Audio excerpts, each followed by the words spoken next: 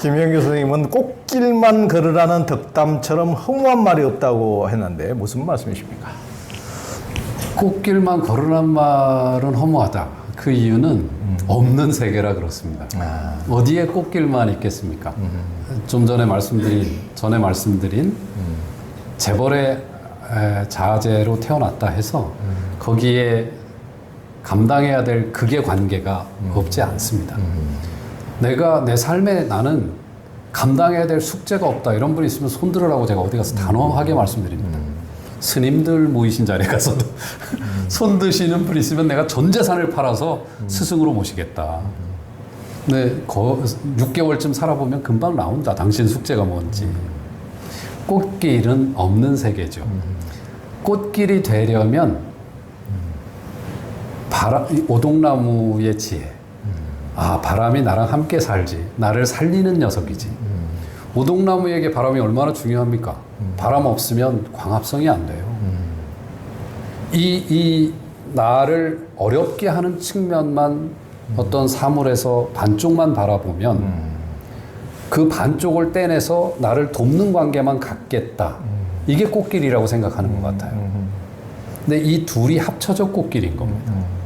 이 둘을 다 끌어안을 수 있을 때 그것이 이제 그걸 받아들이고 그 속에서 바람과 화해하고 바람과 춤추고 바람과 춤추면 꽃길이죠.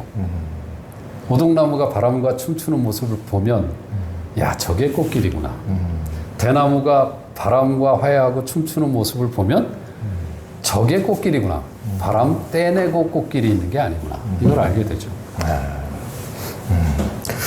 그 산맥 그 능성이나 섬 같은 바람이 거센 지역에서 살아가면서 바람을 피하지 않고 껴안고 살아가는 식물들을 우리가 보게 되는데 그런 식물들의 특성은 어떻습니까? 바람이 많은 동네가 이제 대표적으로 삼다, 제주. 제주에 바람이 많죠. 그 강요배 선생님이라고 제주의 화가시죠. 강요배 선생의 그림 중에 제주의 바람과 나무를 아주 잘 담아낸 까마귀와 팽나무라는 그림이 있습니다. 그 학고제 갤러리에 들어가시면 이 까마귀와 팽나무의 그림을 보실 수 있는데 정말 감동적이죠. 팽나무가 제주 사람들은 이 북쪽에서 불어오는 이 바람을 북서풍을 그 아주 지속적으로 편파적으로 불죠. 이 바람을 제주 사람들은 한이바람이라고 부른답니다. 그 팽나무가 해안가에 서서 그 바람을 일생 동안 맞습니다.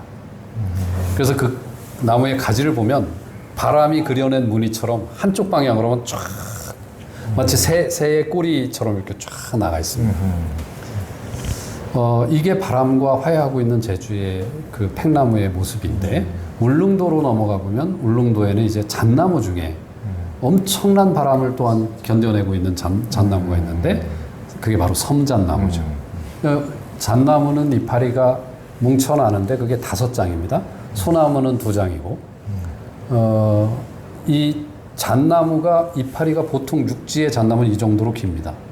그런데 울릉도의 잣나무는 길이가 요 정도이죠.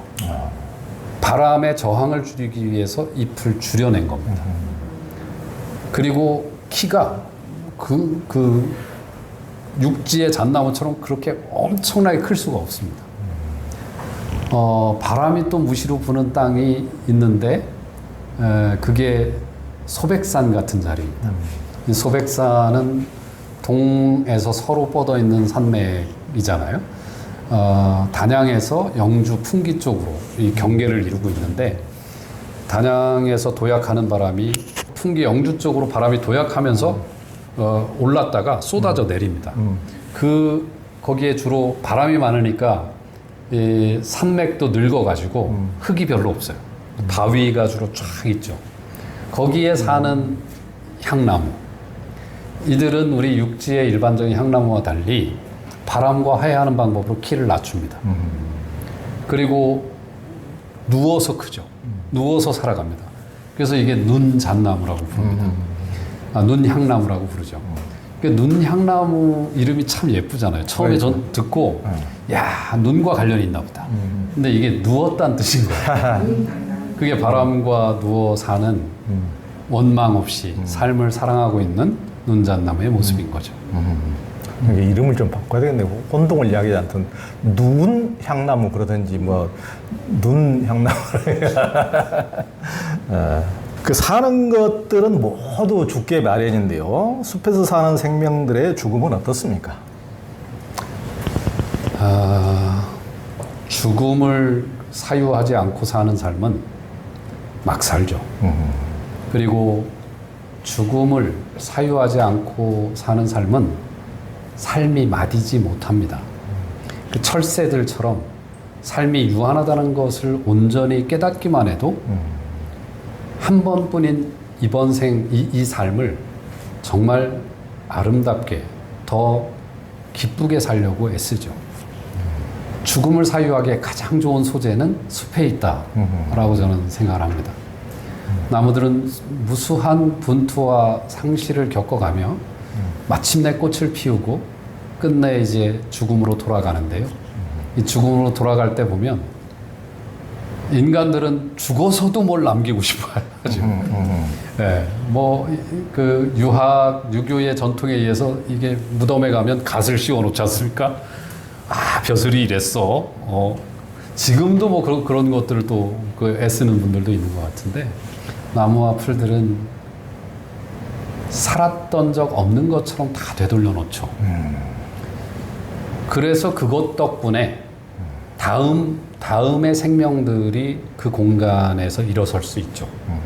그러니까 저 척박한 황무지가 숲으로 갈 수 있는 근거가 바로 거기 있습니다. 내 자신이 이뤄냈던 모든 삶을 다시 숲으로 돌려놓는 것.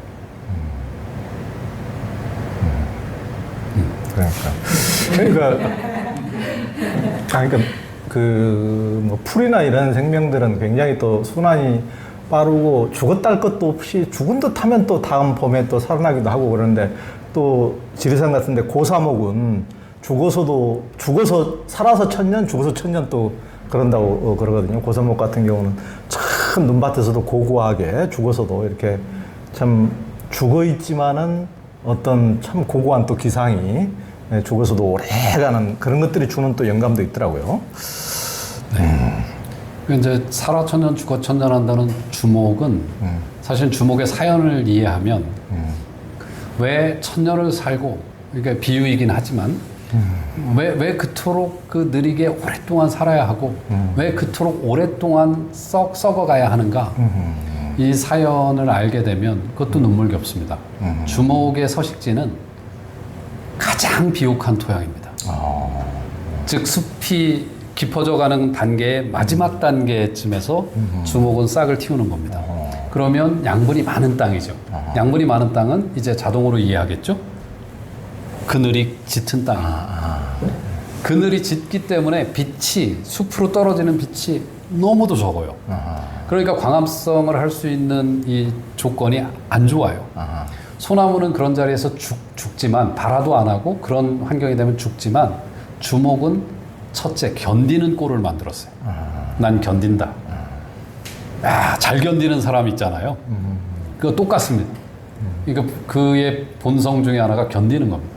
두 번째, 겨울에도 난 푸른 잎을 달란다. 다른 나무들 이파리 떨어지고 늦가을 초봄에 햇살 좀 좋으면, 온도 좀 오르는 시간이면 자기 광합성 한다.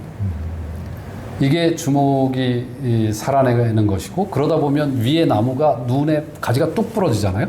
그러면 그 공간이 열리는 인연이 찾아오기도 합니다. 그럼 그때는 쭉 올라갑니다. 또 다치면 또 견딥니다. 이렇게 오랜 세월을 견디며 숲의 하늘을 향해 나아가죠. 그런데 이렇게 푸른 잎을 닮으로써 광합성을 좀 더 하려고 하는 이 녀석이 동물들에게, 겨울철에 초식 잡식 동물들에게는 얼마나 반갑겠어요.